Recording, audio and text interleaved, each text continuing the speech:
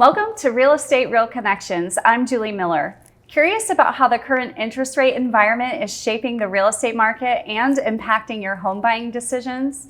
Step into the dynamic world of real estate finance with our special guest, Ryan Woodruff, the Regional Manager of GVC Mortgage, a new mortgage lending company making waves in our community.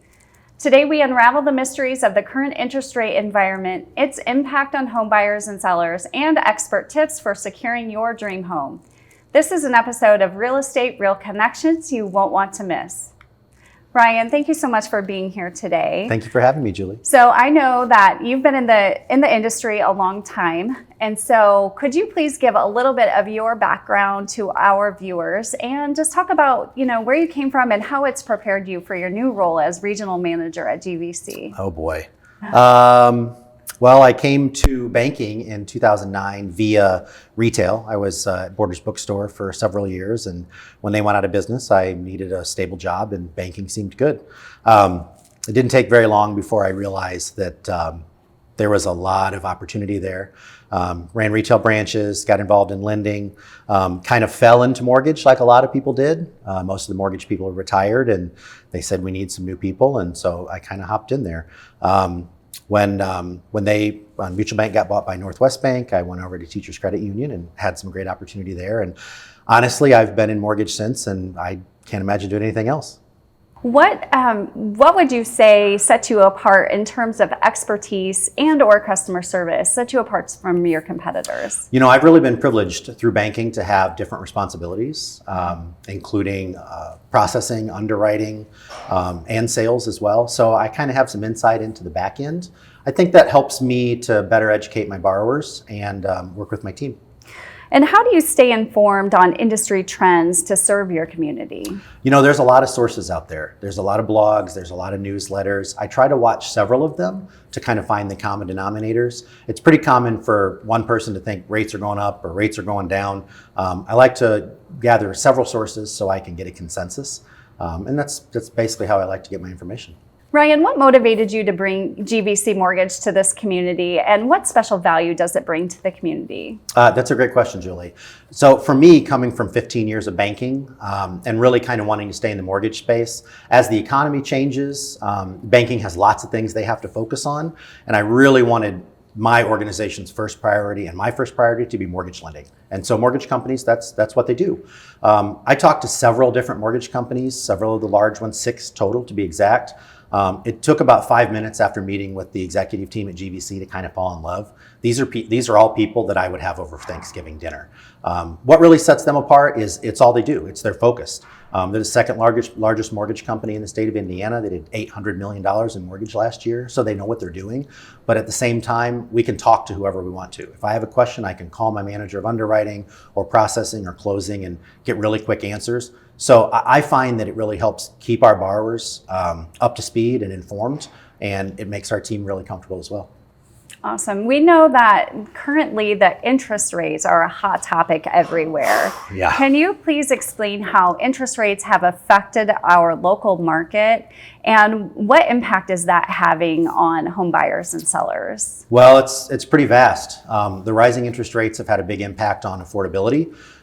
Just for perspective, the area median income, industry term, in our area is $87,000. About the most those folks can afford is $300,000.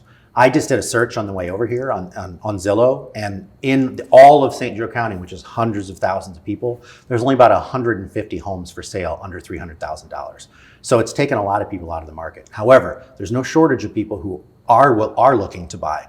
Our team has 50 plus pre-approvals right now. These are people who are qualified at today's rates, credit worthy, and are capable of buying, who are looking for homes, and very few of them are finding homes. So that's really some of that challenge. Wow. Can you explain a little bit of the impact of interest rates on buyers' buying power? Yeah, it really limits it.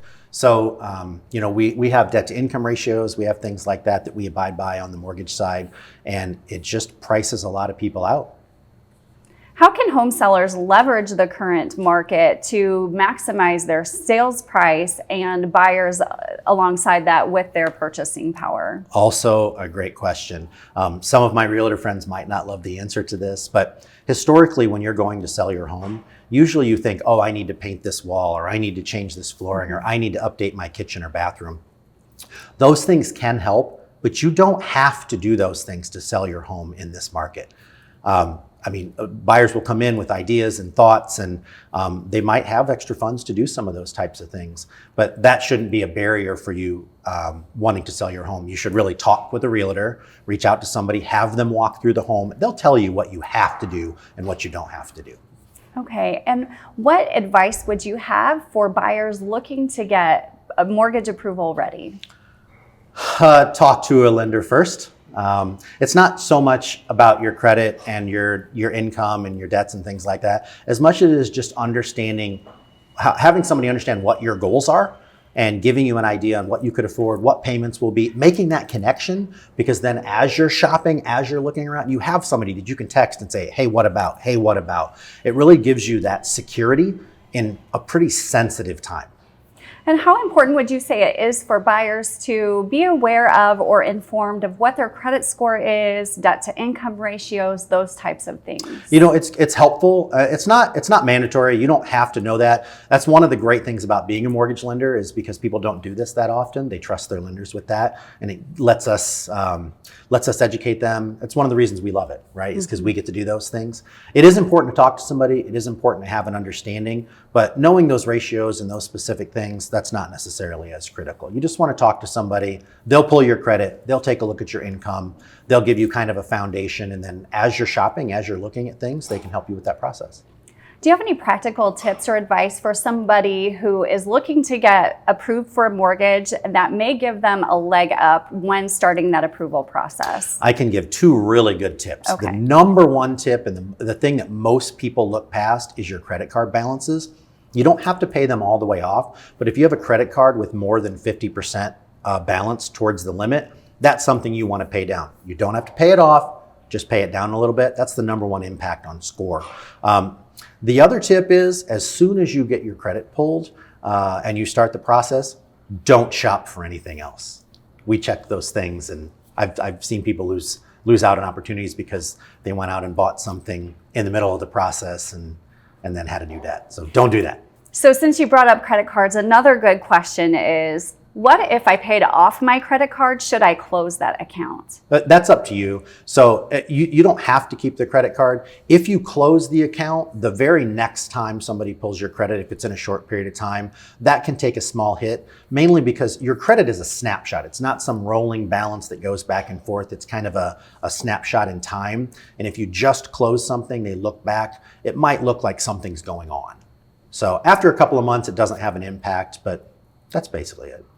Well, thank you so much for your time today, Ryan. If someone would like to reach out to you to work with someone on your team or yourself, how could they find you? Wonderful. Well, you can Google us at GVC Mishawaka. Also, our office is open on Edison Road across from Bonefish Grill. Okay, perfect. Thank you so much for your time. Thank you so much for having me. If you found today's information valuable, don't miss out on more expert interviews and real estate guidance. Subscribe to our channel for ongoing support in your home buying journey. Like, share, and empower others to make informed decisions about their real estate investments. Thank you for joining us on this enlightening episode of Real Estate Real Connections. Until next time, stay informed, stay empowered, and stay connected.